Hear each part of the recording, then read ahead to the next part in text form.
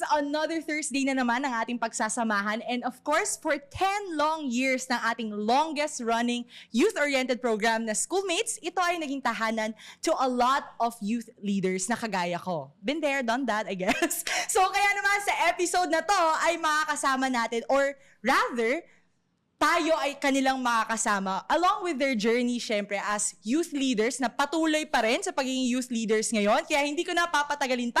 Let's all welcome to the show our Schoolmates alumni. Welcome back, Jules Giang and of course, Gab Bayan. Hello! Hi, Schoolmates! Parang Hi, Trisha! Uy, parang tayo, guys! Kinakabahan daw yan kanina. At Charot. least nakagraduate tayo. Yes. Yun. Pag alumni ka, nakagraduate ka. Correct. Eh, di ba last time na nagsama-sama tayo, turnover ceremony pa ni Jules. sa Rizal Nakakalaman, High. no? Rizal High. Correct. And with one of our viral, ano nga ba yun, yung TikToks natin on, sino nga ba ang unang bayani? Yun yung episode na nag-viral doon. Yun yung first. Hanggang ngayon, umiikot pa rin yun. Correct. Pambansang bayani. Pambansang bayani. Correct. Yun. So, syempre, no, ngayon, na welcome back tayo ngayon, pag-usapan natin, kamusta yung feeling, di ba? ng welcome back. Feeling ng welcome back or becoming hosts ng Schoolmates. Ano yung difference from when you were the main host and now na, yes, welcome back no, as guest host ng Schoolmates. Ayan. Oo na. Bakit? May age ba ito? Mas matanda mo una. Well, ibang-iba yung setup na ngayon. Okay, No? yeah. Siguro, I guess dahil nag-adjust din Oo. kayo because of the pandemic. Pero this is a nice approach din. So, ibang-iba kasi before, naalala ko pa yung pinaka-first episode namin na hindi namin alam, nangangapa kami Oo, lahat tayo, tapos may oo. audience ka. So, naalala ko pa yung suot ko noon na medyo masikip pala. Oo, very memorable yun. Tapos eventually, yung pinaka-gusto ko is yung natututo ko sa show mismo, dun sa takes ng mga oo. students. Iba yung challenge din, no? Kapag, for example, like, nung bago kami, sa inyo kami din natuto on, like, watching how you do it. Tsaka, iba talaga yung kaba. Kapag kunwari tayo lang dito. Tsaka, syempre, yung nasa, yes, audience natin dyan. Iba rin siya pag crowd naman, Yes. di ba? So, ikaw, Gab, Pati nung yun. tayo yung magkakasama, how is it any different? Ngayon, wow! Ngayon, yun nga, sabi nga ni Jules, ibang-iba yung setup ngayon. Parang Oo. podcast type talaga siya. Yeah. Kasi yung naabutan ko, nung tayo pa, ni Yes. Gina, sa studio pa tayo Correct. nag-shooting. And parang Oo. very cozy yung Oo. vibe. Oo. Yung experience, syempre, Yeah. masasabi natin na kapag Schoolmates host ka, Oo. ito yung OG influencers. Yes, Oo, tama diba? ng OG Kasi influencers. yung mga influencers, By the way, social media. influencer yan, si Gab Bayan. Paki-follow. Pero syempre, ang susundan mo, Sir Jules Gia. Gabi yung Sir Jules. isang karangalan, diba? De, pero yan yung mga masasabi mong Yeah. legitimate influencers kasi pumupunta tayo sa iba't ibang schools. Pinag-uusapan natin mga social issues. Yeah. So maging isang host nitong show na to talagang it's an honor. And a Yeah. responsibility. Rinig mo yun, direct. Rinig mo yun. Tsaka naka-jeans ka pa. Oo, batang-bata talaga. Isang schoolmates eh. Yes, 10th yes. anniversary natin. Happy anniversary mga ka-school. Okay lang yung naka-varsity jacket ako. Anyway, okay. Isipan din. Okay, sige, wait, puro tawa tayo tatlo Ayaw nga dito. pala. Anyway, okay, so, circling back.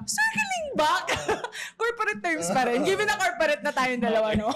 So, ano yung challenges nyo naman nung naging Schoolmates host kayo? Ito, medyo marami tayong kwento. Uy, real talk ha. Ano yung challenges ha? challenges, Challenges. Siguro nung start, kasi syempre, yung nice sa Schoolmates, kapag namimili sila ng host, iba-iba yung background. Yeah. Right. So talagang kapag sumalang na kayo, minsan mangangapa kayo kung ano yung, paano mo itatahi yung interest ng Correct. bawat isa. Pero parang later on, you will realize na strategically, pinili yung mga yan para Yeah. makapture yung interest ng audience, which is very good. Oo. So nung start yun yung medyo, tapos eventually parang makikita mo na yun yung strength ng show. Yeah. Talagang na-tap yung iba't ibang diversity mismo Mm. para makuha yung attention ng lahat. Kasi syempre when you're talking about social issues naman, it's not for everyone eh. So parang Oo. nakadepende sa mga host yun kung paano mo itatahi sa kanila Correct, yung interest. correct. So yun yung first challenge na naisip ko ngayon. Actually, yung naisip ko nung back then, when you were, like, syempre, multiple, iba-iba rin yung nakasama mo before eh.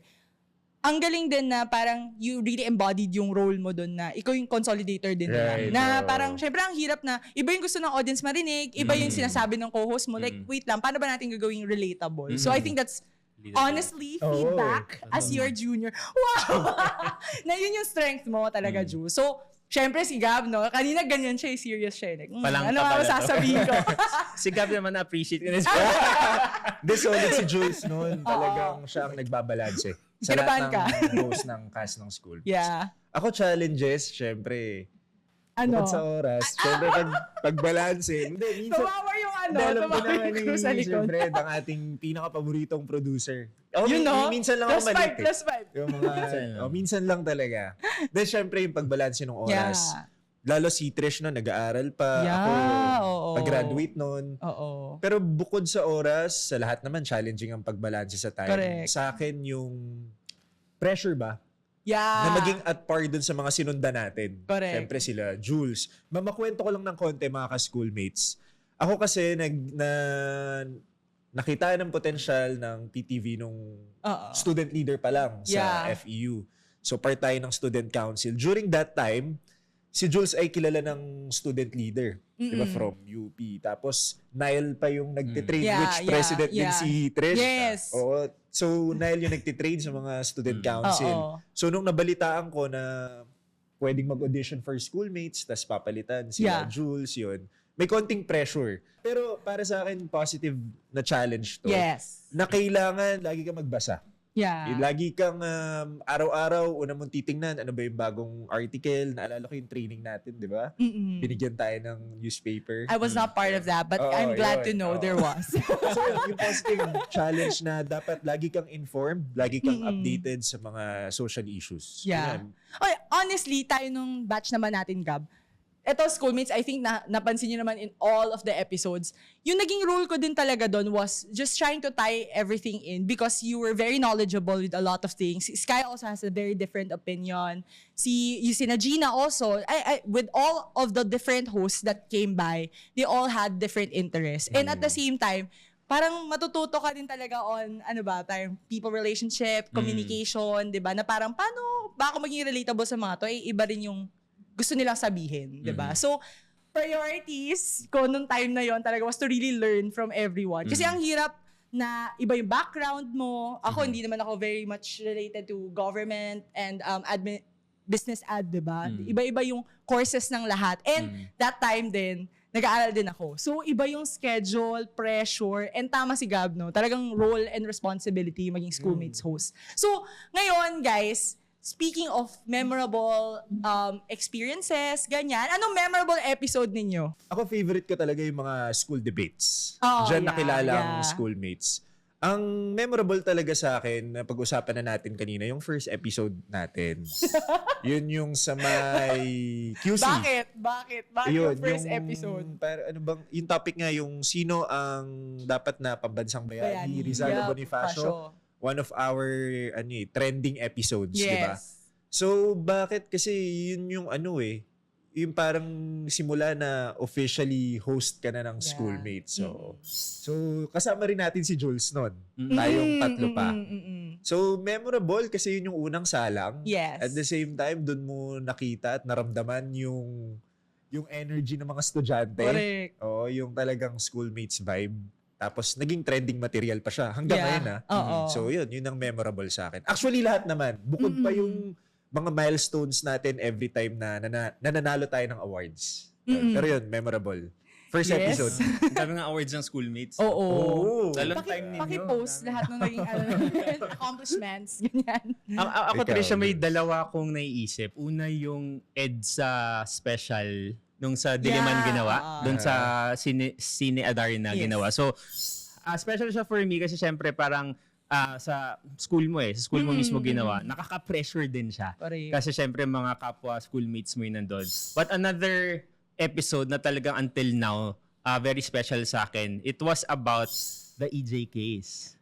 So, syempre it was a very controversial show. Ang pinakagusto ko sa schoolmates, kaya sobrang mahal ko yung schoolmates, very opinionated ako lalo na nung mas kabataan ako, alam na yan. Yes. Ang dami kong gusto sabihin. Yes. So sila Direk, sila Sir Fred, pinagbibigyan nila akong sabihin pa rin yung opinions ko kahit off-cam. Yeah. Ang mahalaga is nandun yung audience. So for me kasi parang just provide a platform na makakapag Air out. ako, mapag-share ako ng ideas. Kasi Yeah. may mga ibang opinions na pwedeng too much for TV. Yeah. And merong opinions na pwedeng for on-site mismo. So Correct. yun yung hindi ko makakalimutan kasi pinagbigyan ako nila Derek and Sir Fred na Yeah. sabihin yung opinions ko about it. I think yung good din sa schoolmates, syempre, dahil iba-iba yung opinion nyo, there's a chance for you to communicate with others na iba yung opinion din. Which is what I liked about the debates before.